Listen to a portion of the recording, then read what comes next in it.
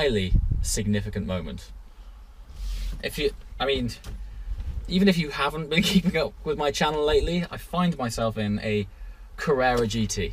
So that in itself is a very significant moment. However, if you have been following my channel lately, you'll know that, well, the internet has been blasting me to get one ever since our trip down to the south of France, when Sam kindly announced it to the world that this is on the radar as potentially the next car, or at least one of the next cars. So first of all, before I turn a wheel, before I even turn this thing on, I gotta say a massive thank you to Dean at Redline Cars. These guys are up near Harrogate. It's not every day that someone says come and drive our Carrera GT. Also, they've got some fabulous stock, so genuinely just come and check these guys out. Really friendly, super helpful. Anyway, it is time.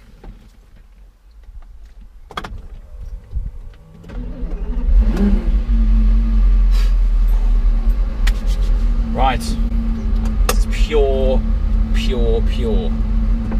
Also, the key with a Carrera GT, because these carbon clutches, super lightweight, tiny clutch, you actually set off with no throttle at all, which is a bit counterproductive to conventional cars, but that's the way you do it.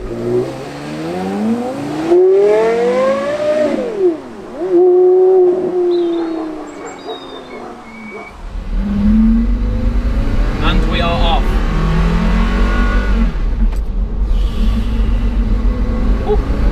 I mean, I'm not going to be on the ball straight away because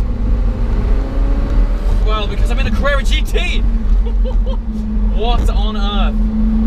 Straight away, I mean, what's going through my mind right now is the legend that precedes this car is both incredibly special, but also pretty notorious too.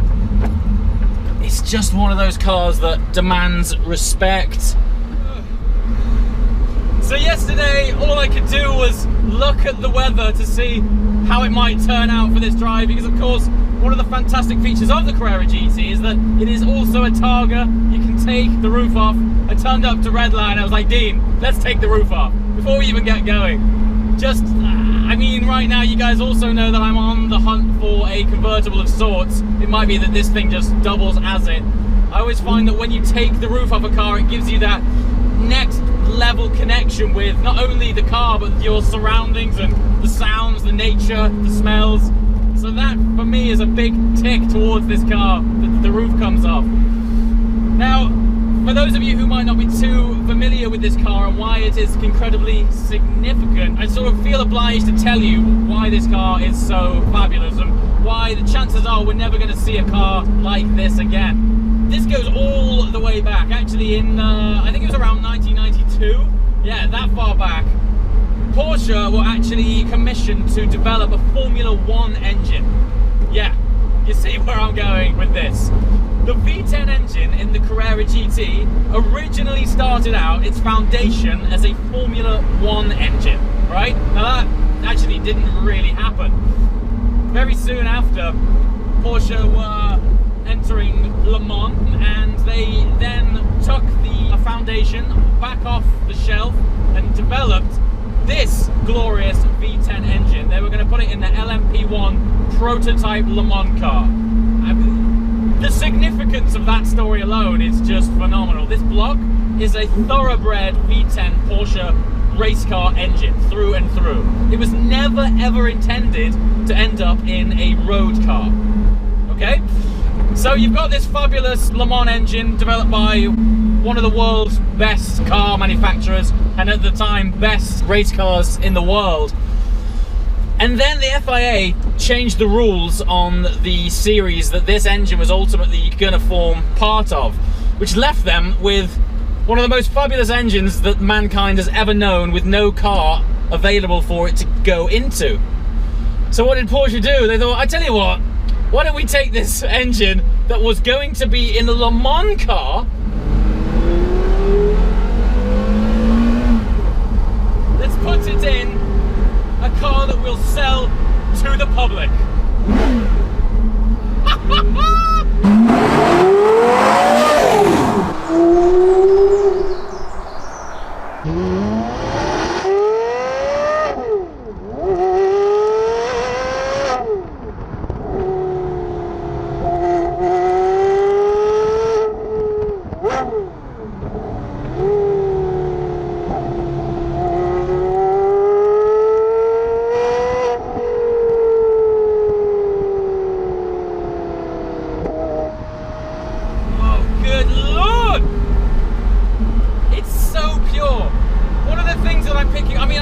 I'm not going to take any liberties with this car. It's not my car, it's not a press car.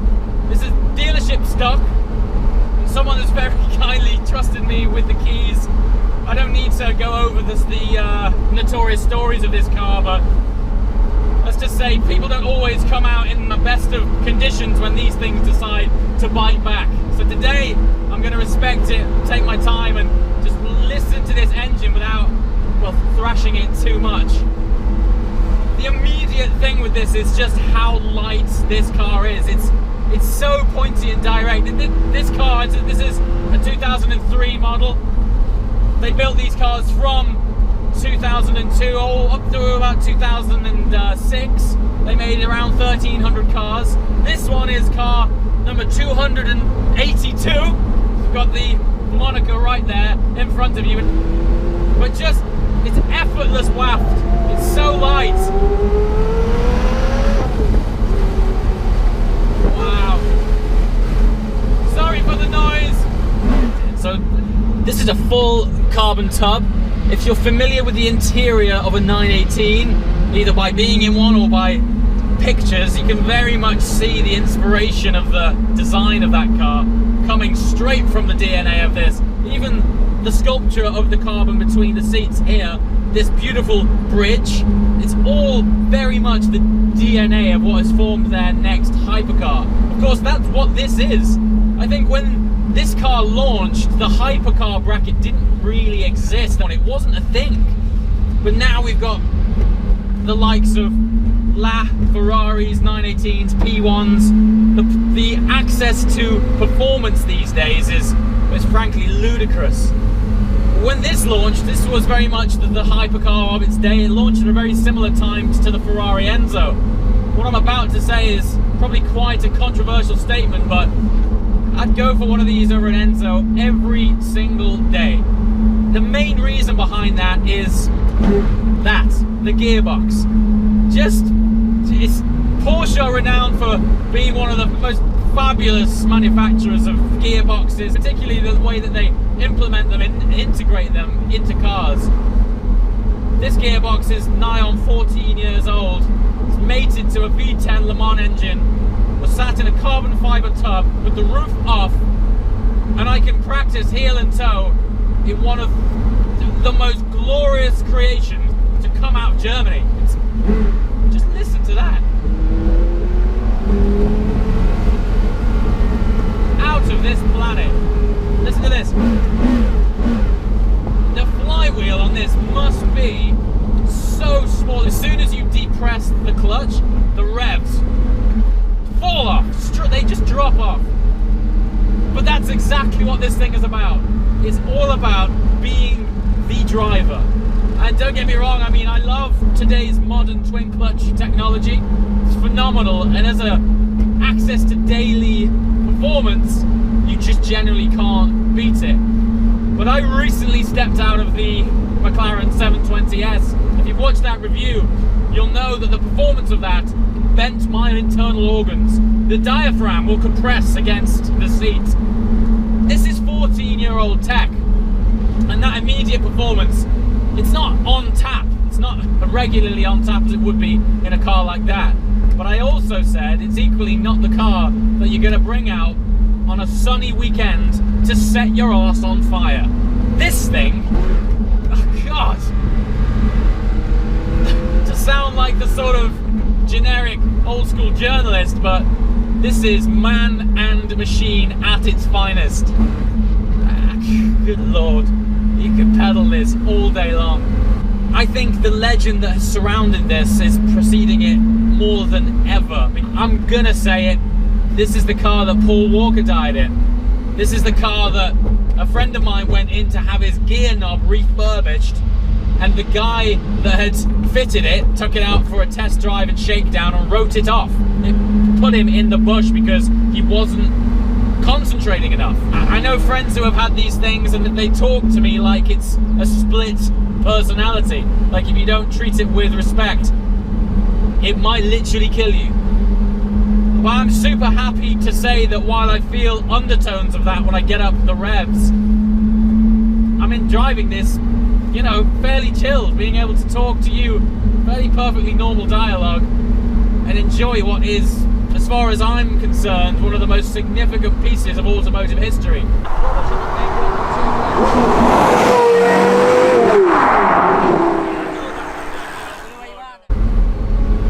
It's cute, it's graceful, the way it picks up. So this car, while it is light by sort of certainly modern day standards, it's around about 1,400 kilograms.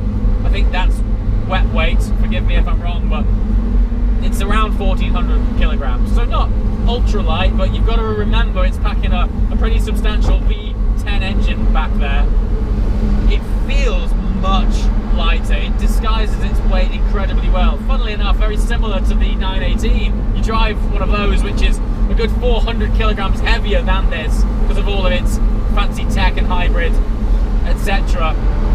But you're in this and there's no play in the steering wheel at all. It's ultra immediate. There was an article going around saying that vinyl sales had been at their peak sales since the 60s. So much so that vinyl sales had outsold digital downloads in the UK. And when I read that, I thought, absolute rubbish. It's complete rubbish. But of course, it wasn't rubbish. It did the rounds, and sure enough, factually, vinyl sales outstripped digital download sales in the UK at the beginning of January 2017. And that's what's happening here. People want the character. They don't care that they can't carry 100,000 songs in their pocket. There's no supplement for emotion. Do not underestimate the importance of sound when it comes to the emotional connection that you have with a car. Now, the next level of that is, of course, the manual gearbox. To be able to have something so organic connected to something so pure and raw is a feeling that I need a thesaurus. I need a thesaurus to tell you just what a primal feeling it is piloting something so special and knowing that every input is entirely down to you. When you change gear, you are interacting directly with that engine, directly with that drivetrain. And the way that Porsche engineered this car, they fettled a race car for the road. There's no other way of saying it. It is just one of the most glorious experiences. See?